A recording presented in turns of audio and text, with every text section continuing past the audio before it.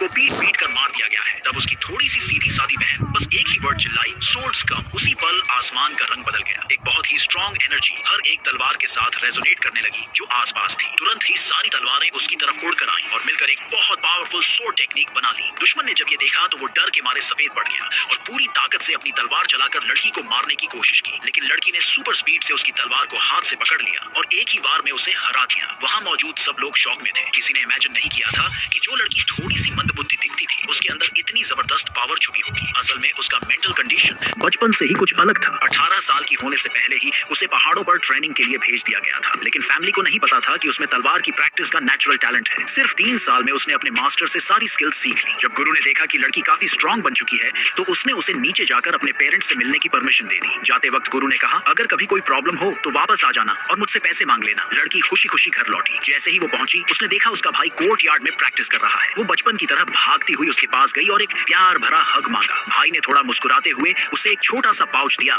जो उसने खास उसके लिए तैयार किया था। लड़की बहुत खुश हो गई और उसे हग कर लिया, लेकिन उसी वक्त उसका कजन वहां कुछ लोगों के साथ आया और उन्हें प्रोवोक करने लगा। बोलने लगा कि तुम दोनों कितने वीक हो। भाई को गुस्सा आया और उसने उसका सामना किया, लेकिन वो जल्दी हार गया। लड़की ने ये देखा और कुछ सिंपल से वर्ड्स में अपने भाई को गाइड किया। भाई ने कजन को हरा दिया। इंसल्टेड कजन ने पीछे से उन पर हमला कर दिया। जब वो लौट रहे थे दोनों जमीन पर गिर गए और खुद को बचा भी नहीं पाए। तभी क्लैन का लीडर वहां आ गया, लेकिन चालाक कजन ने सारा ब्लेम दोनों भाई बहनों पर डाल दिया। और क्योंकि लीडर हमेशा से कजन का साइड लेता था, उसने उन्हें सीधे जस्टिस हॉल ले जाकर कहा कि इनकी फैमिली अब गिरावट में जा रही है। बाकियों के सपोर्ट से उसने तय किया कि दोनों को सख्त सजा दी जाएगी। भाई को तकलीफ में देखकर लड़की से अब और सहा नहीं गया। उसने गुस्से में जोर से चिल्लाकर अपनी पूरी पावर बाहर निकाल दी और कहा कि वो अपने भाई को हर्ट नहीं होने देगी। उसी टाइम पर उनके पापा वहां पहुंच गए, लेकिन लीडर और बाकी एल्डर्स ने पहले से ही उनके खिलाफ सब कुछ प्लान कर रखा था। पापा को पता था कि आर्ग्यू करना बेकार है, इसलिए उन्होंने अपने बच्चों को वहां से ले जाने की कोशिश की, लेकिन लीडर ने उन्हें जबरदस्ती रोक दिया और डिमांड किया कि एंसेस्ट्रल सोर्ड मैनुअल उन्हें दे दें, वरना वो बच्चों को नहीं छोड़ेंगे। पापा ने साफ मना कर दिया